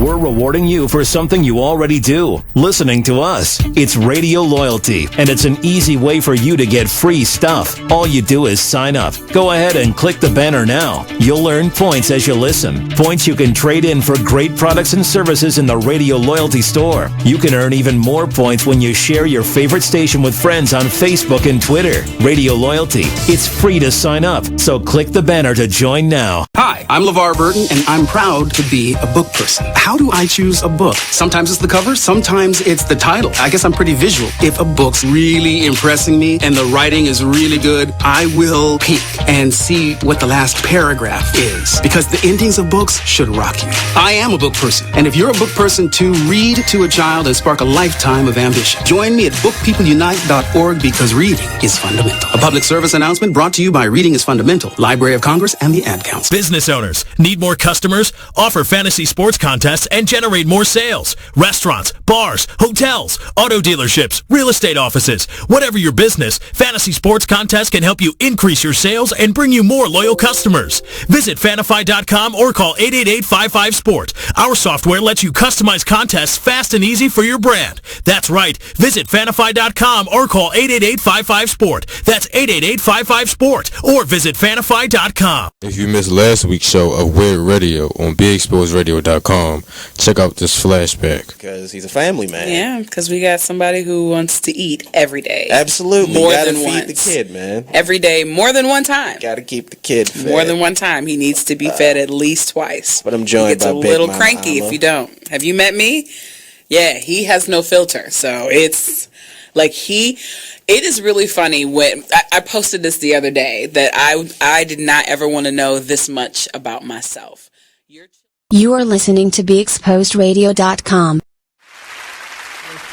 This gentleman had a book of journals, and they changed it into a play, and it didn't translate as well without actors. Of course, it did, but it just didn't translate that well. And this is the first time, but the idea wasn't for him to be on a movie screen either. So it worked well because he was so open to the process. But a lot of people not ready for that. No, they're not. So welcome back to the Artist Exchange Radio Show here live on BeExposedRadio.com. We have Mr. Martique Smith, Teakwood, actor, dancer, dad, husband, so on and so forth. So many different things.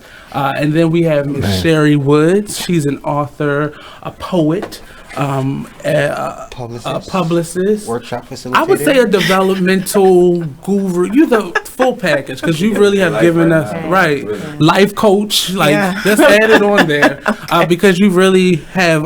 And just I did the wrong thing that I was supposed to go around to the workshops and hear the rest of the people, but I was like, no, I'm gonna stay here. And I think I heard you talk like twice in a row because I wanted to give the authors and writers that in my life that information because a lot of us don't have that. Right. You know, you're taught how to write, but you're not taught how to sell your writing. Exactly. And sometimes it's the reverse. You're taught how to sell, but you're not taught how to write. Exactly. And you don't really get that. It has to be a package deal. Yes. So both Martique and Cherrie have a lot of stuff coming up. So we want to help them promote what it is that they do. Well, I have a really, really great workshop coming up. It's in D.C. You can take the MARC train to D.C. I do it all the time. $16, $17? Yeah, 16 round trip. Round trip, there we go. So next Saturday, a week from tomorrow, which is the 17th, from 1 to 3 p.m., I'm going to be hosting a self-publishing roundtable workshop.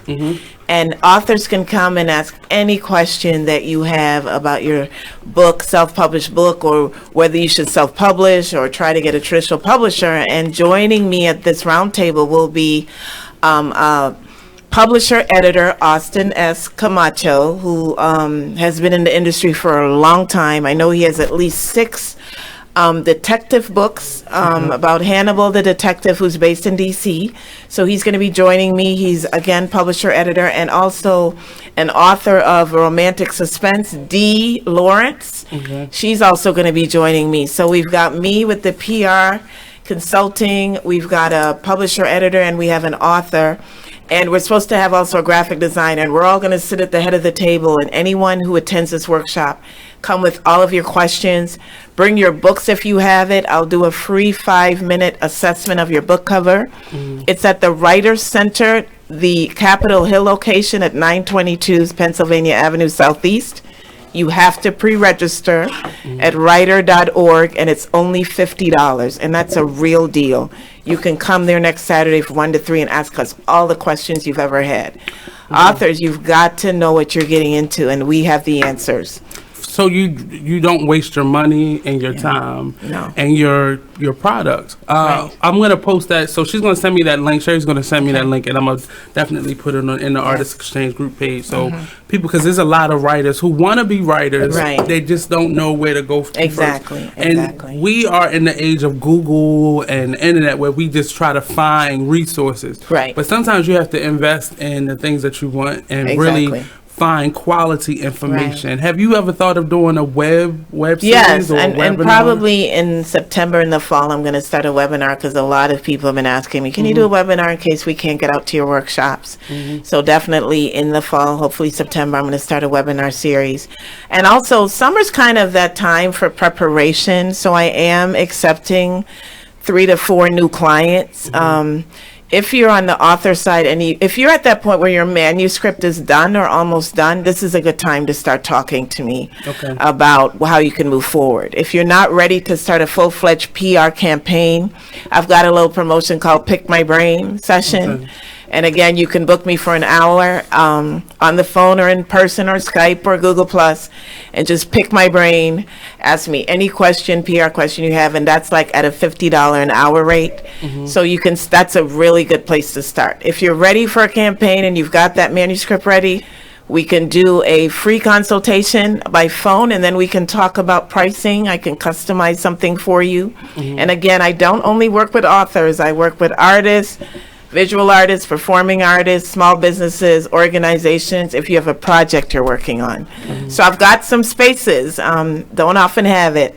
So call me soon in the next couple of weeks, and let's see if we can make something happen. As far as PR and marketing, your product or service. Exactly. Mr. Teakwood, you sent me an awesome song, and we're going to share it at the end of the show, but let us hear you, the music person, because I get to hear a lot of your artistry as far as dance and theater, but in music. Well, as far as music, I'm actually focusing on music now that the show is done. I'm taking a break because, you know, I can do music at my own pace and I can do it at home, but I've been doing it so long, like now it's time for me to actually sit down and do a body and actually put it out, because people have been saying for the longest time that it's good, but that's just in Baltimore, you know. So I think it's time for people to hear it, and thanks to your words, I mean, that was inspiring. Like if there are people out there who just heard what you said who want to do something, I think you just helped them. I mean, you may have encouraged someone to actually take that leap. But I'm on SoundCloud/Teakwood, and as I continue to make my new music, I won't be putting all of that out there. I gotta save some for the project. Just a little taste. I'll be actually putting throwbacks on there, and I've had mixtapes probably each year for the last 10 years. So it's a lot of music you'll hear, and you'll actually see a level of growth. I guess if I could put it down, maybe if I could put it on paper, maybe it could be when you put it on paper. When I put it on paper. Like it's such a level of growth. I mean, it's a story in itself, just what I've had to say. I'm also gonna continue working with the youth. That's very important for me. Each summer I try to spend some time at the Arena Players with their youth theater. Very important to me. That's where I came from, and I think it's important to the longest continuous black community theater in the country. Right. It's important to introduce our youth to the arts, because you know important. There aren't a lot of outlets out there, and the TV and a lot of things on the radio not telling them anything good. You know, if you read a script, it's closer to reading a book than it is watching a reality TV show. So I'm doing that, and other than that, you know, I'm going to continue to grow as a person, father, husband, and artist overall. That's where my muse comes from, my family. So I normally wait to the end of the show, but I think go ahead. I gotta shout out my wife real quick, Rachel B. Michael, but she told me to tell Nate that she love him. I love you too, Rachel. Speaking of shout outs, man. She gonna be chicken. But I normally wait to the end, but I want to ask this question now, just so we can end on the, because we have two lyrical authors and artists, rather, in the room, and I want to hear a taste of some of this stuff, but we're going to save that to the next segment. But what advice would either of you give to your 17-year-old self? Ooh. Who's going first? You go. I was 17. Last year. A few years ago. To my 17-year-old self. Not to change anything, but advice. Just advice. And going through some of those storms. I would honestly tell my 17-year-old self to listen to those people, to listen to the people who got your back. Don't be held back by your own inhibitions. I would tell my 17-year-old self that I thought too much of, I was too in my head of what my friends thought, what society was telling me, when a lot of people was like, oh, you should go. Missed a lot of opportunities just by being, I guess, a kid. You want to say. Thanks a lot, Nate. Thanks a lot. I just added something in my throat. But don't be fearful. Just jump out there. Just go for it. Jump off the cliff. Were they instincts that you had, and it's just you didn't see the other side, or you didn't see profit? It wasn't even about profit. It's never been about profit for me. Like, because at the end of the day, if I touch somebody, I'll be more satisfied than anything. Very sad, because that's what happened to me. Like, the arts helped me. So ultimately, I want to make a lot of money. But if I can help someone, that's worth far more than me. But no, it wasn't like something. I can't even explain it. It was just me being in my head, thinking too much, and thinking about what I wanted to be, what I thought I had to be, rather than what I could be, or who you 10 are. years from now, you know, this is what I'm going to want. You know, I didn't know 10 years ago I have 2 kids, a wife, anything like that. Right. You know, I thought that, you know, I would be Escobar, you know, the closest thing to Big Meech or something like that. Not at all. Thankfully. Not at all. Right. But it just, and that's to anybody, just go with your instincts. And a lot of people will hear and say things to you, and you should be, but sometimes you got to get all of that noise out to hear your own thoughts and hear what is being said to you and make a decision. Whoever don't support you ain't for you. I tell you that, because I lived down the street from the theater that I grew up in, and I can count on one hand the people I grew up with that have seen me perform. Now, they applaud the fact that I still do it, but they won't buy a $12 ticket. Right. That's ill. It happens. Yeah, it does. Miss Cherrie, what advice would you give to your 17-year-old self? It's okay to be scared, and you can still do well. And I'm, you know, I feel fearful about most things I do, but I do it anyway. It's that first time that I did a workshop, and I'm like, I don't know if I'm going to be good up there, but you know what? I'm going to try it. And now I think that's one of my favorite things to do, is do the workshop. I love teaching. I love seeing people have that moment of, oh, right, thank you. So I get a lot of thank you so much for making me realize I'm on the right path and stuff. But I never thought that I could get up in front of a room and do that, because I would say I was more a natural introvert, as a lot of artists are.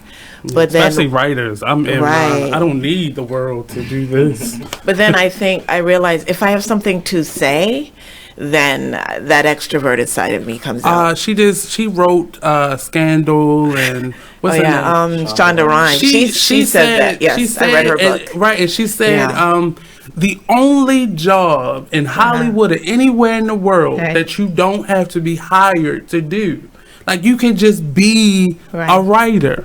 Nobody ever has to see it. You don't ever have to sell it, but just write. Like if you have a story, just write it.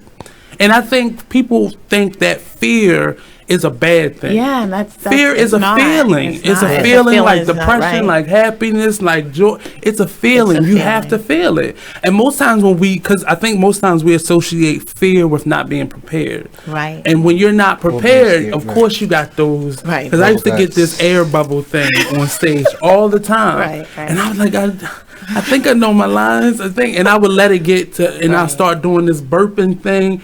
But the moment I just relax, you still have a little bit fear. But once you get those first couple lines out, you good. Right. You know, just make that first mistake. Oh, we good.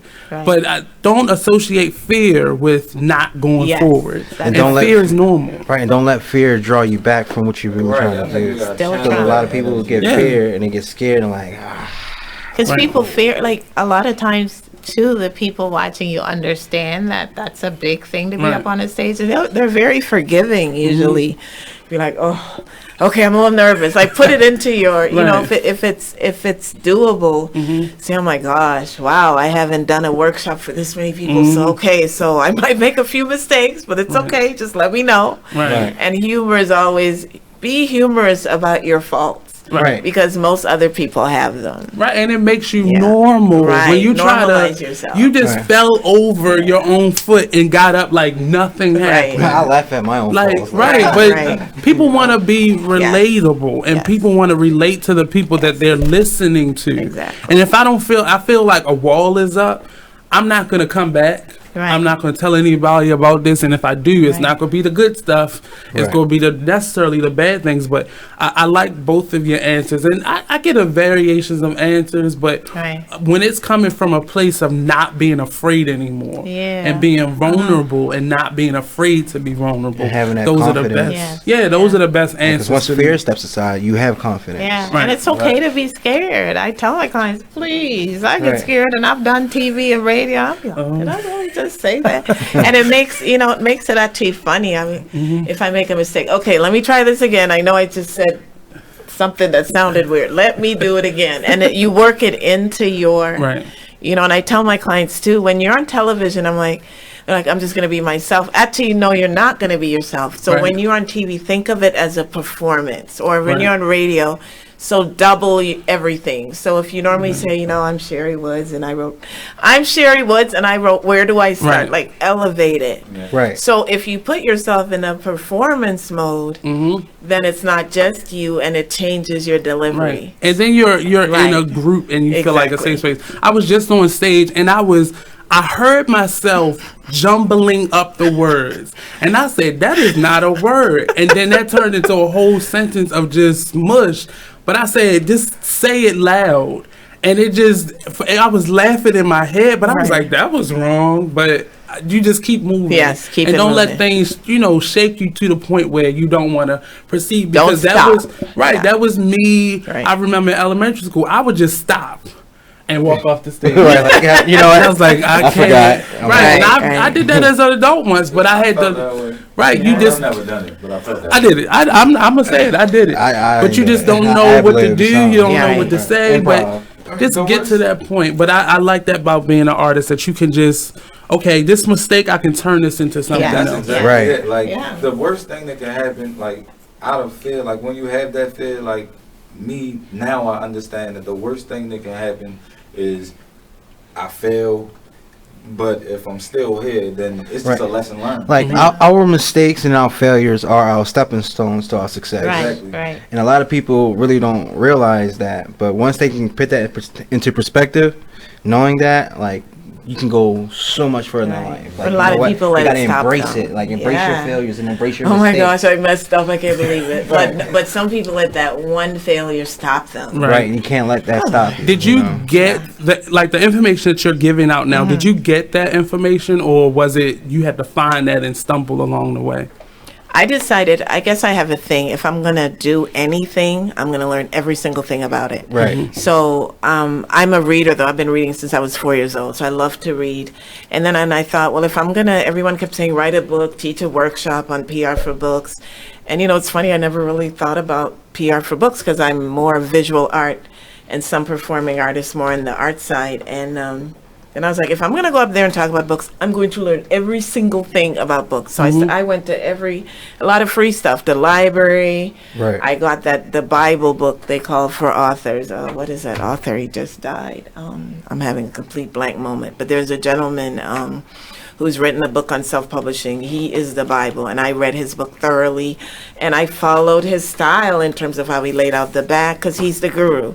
I'm going to have a blank, but self-publishing guru, I know every single thing about self-publishing, traditional publishing. I go to authors' readings. I ask them questions because But you say that in the present tense because you're still learning. I'm still learning. You know, when I went to Austin Camacho's workshop on Saturday, and he's going to be on a round table with me, I learned so much more about the publishing world and the self-publishing world from a guy who's a publisher and editor for a small publishing press. I learned more there. I have more knowledge than I did before his workshop. So I'm so excited he's going to be on this table with me because I'll also be taking notes. Right. Because knowledge is power, and you know, you get in a situation. So say I go to a conference and I'm sitting next to a publisher, and I said, I want to make this publisher my contact. And I start talking to him, and he sees, oh, this woman, she may be working with self-published authors, but she knows the traditional publishing world. I'm going to make an impression.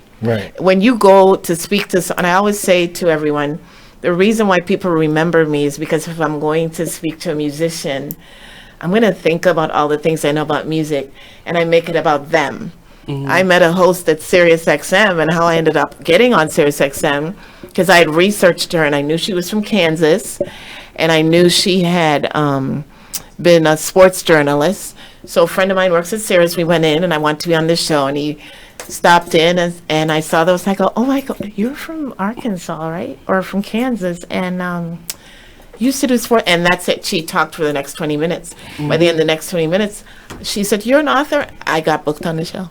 Because I let her know that I knew something about her. And you can be very on purpose about those things. Yes. Right. But it doesn't come off on purpose. Like but it's genuine. Right. Genuinely. I genuinely was interested in her in the show. Do your research. You want to be on Fox 45 Morning Show? Watch Fox 45 Morning Show. See the different styles of all the interviewers. When I get my clients on, I always hope, you know, some personalities don't do well. There's a bubbly host, and if I have a client who's really low key, that's not necessarily good for them. They might get drowned out. So sometimes I even ask who's doing the interview. Like, watch the show, learn the interviewers. If you want to be on the radio, listen to that host. They got to get the rest of the workshop. Yes. So we're going to take another quick break. We'll be right back here on the Artist Exchange Radio Show only on BeExposedRadio.com. Martique, I'm going to steal your shirt because I just actually looked at your shirt. Jimmy. Yeah, that's probably the biggest shirt. I need a picture. Okay, I'm gonna tell you guys, I was scared. Don't be scared. We got one more. I was like, can't be scared. We have one more segment to go. And I asked him. One more segment? Yeah. I said, am I supposed to be on this show? Yeah. So just a little taste. What song are you playing at the end of the show? Because I'm gonna give you some of the other ones. Bang, bang, bang, bang. Oh, we were live though. My name is Ruth Rusey. I'm a retired teacher. I'm 91 years old, and this is how I live united. I say retired, but not really. Once a week, I read books to children as part of United Way's education program. Reading to a child creates links between language and literacy. It creates a bond between grown-up and child. And believe it or not, it prepares them for a better academic future. Oh, we read about frogs and flies and pigs with wings, all sorts of juicy stuff. It's a joy to watch all those little faces. I figure I have the time and they have the need. And I've always believed that if we're not here to help each other, then what are we here for really? My name is Ruth Rusey. I help kids prepare to succeed in school. So I don't just wear the shirt, I live it. Give, advocate, volunteer, live united. Go to liveunited.org. Brought to you by United Way and the Ad Council. My name is Meera Batra. I have been in this country 32 years, and this is how I live united. America has always been the land of promise, and in my community, many families have come for a better life. Coming from another culture myself, I know the desire to become part of a community, to feel at home, and to gain the tools for our children and families to succeed. So I advocate for these families with United Way. United Way empowers them to look beyond their histories and to see what opportunities are available. We help them get involved with their kids' schools, network within the community, and when we do, we unite them. We make the community stronger. What I do is something I wish someone had done for me, and I am so grateful I am able to. My name is Meera Batra. I help families see opportunities and succeed. I don't just wear the shirt, I live it. Give, advocate. You are listening to BeExposedRadio.com. What style of theater are you looking to do? Something more classical, or are you ready to get ugly on stage? Oh no, I like attending, but I'd like to make my poetry book into a one-woman show because it's really a memoir.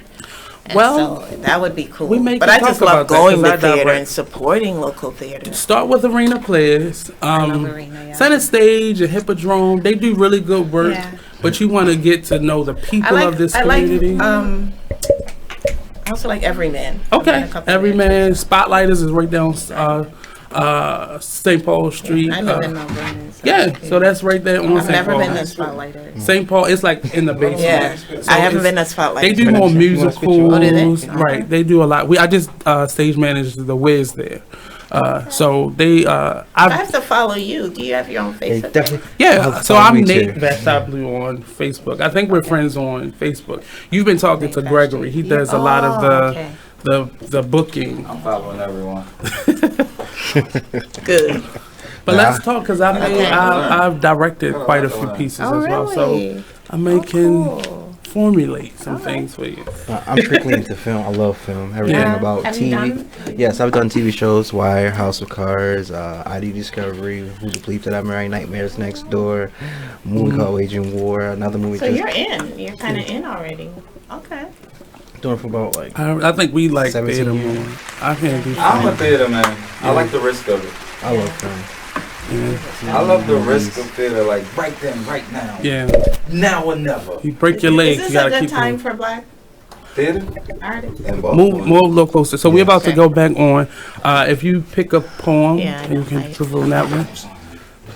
Martique. So you about to dance then? So we're back here on the Artist Exchange Radio Show, only on BeExposedRadio.com. We have Miss Cherrie Woods, writer extraordinaire. She does everything from PR to some artist development, and even I just added a new title. She's a life coach as well for artists and authors and alike. Definitely shout out to everyone who has been listening in. Rachel, I see all the love. We have a lot of interesting individuals. Diane Harris says, yes, knowledge is power, sister. Get it. Hey, Diane. Colin Thomas says, I'll be back next Friday. Sorry I missed you, fellas. Definitely go back to Facebook Live. If you missed any portion of the show, you can go to YouTube and you can go to our Facebook Live page at Be Exposed Radio or Be Exposed Facebook page, as well as the Artist Exchanges page, and catch the entire show. I'll be posting it. It actually saves, so we're live right now, but you can definitely go back and listen to it and watch it at your leisure, and definitely share it with everybody, your Uncle Buck, your Aunt Tina, everybody. Even if your cat have a right, social even media. if your cat, because they like watching stuff too. You know. But we have two artists in the room. So I asked Miss Cherrie if she would read a bit of her poetry to take us out of the hour. If you Okay, I'll do. oh, she does. She has it by heart. She didn't have to I'll do open one up of my her book. spoken word pieces that I like. Okay, and it's called "What Love Ain't." For the first time in my life, after all the pain and strife, I finally get it. Get what, you may ask? Well, I finally grasp what love ain't. I've been in all kinds of love, okay? Really, you may say? And I respond, I've been in, ooh, he is so fine, love. Wish he were mine, love. Can't eat love, can't sleep love, can't breathe love, can't think love. I need a drink, love. Superstar love. Can't be who you are, love. He completes me, love. He defeats me, love. It hurts all the time, love. Why can't he be mine, love? And this all to say that love is not possession, love is not pain, love is not forced, love is not for financial gain. Love is a part, love is not all of your heart. Love has its highs and its lows. Love is never physical blows. So what, you may ask? Well, I finally grasp that love is not always about somebody else. Love really starts with yourself. There we go. I would have not known that was coming out of Miss Cherrie Woods. Okay. Right, okay. So that has been the Artist Exchange Radio Show on this June the 9th, Friday at 7 p.m. So tomorrow we won't be here. We'll be back next Friday for another edition of the Artist Exchange Radio Show. So we'll take a little break and we'll be out and about. So we'll go live on our own on our Artist Exchange page and show you what we're doing. It's the behind the scenes of who Nate in Hollywood is. Thank you again, Martique Smith, for finally coming on the Artist Exchange. We got through the whole show without you putting that out there. But you knew I was going to do it, so why are you surprised? And Miss Cherrie Woods for definitely coming on here and dropping some jewels. Again, our workshop is...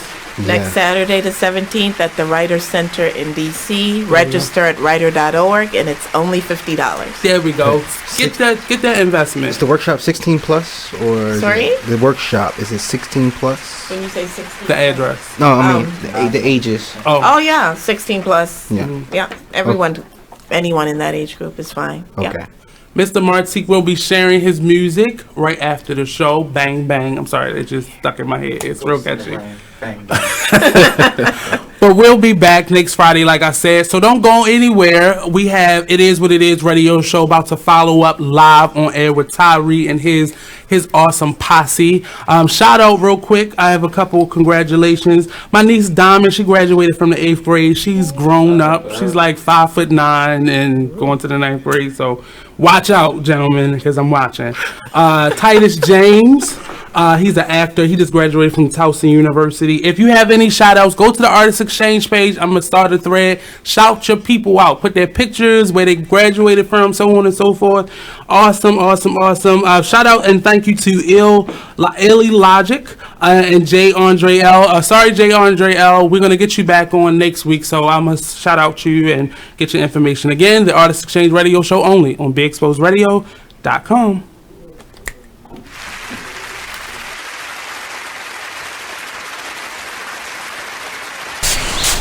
Whoa. The moment my son saw a redwood tree. It's huge! Is the moment I knew that for him. You can't even see the top of that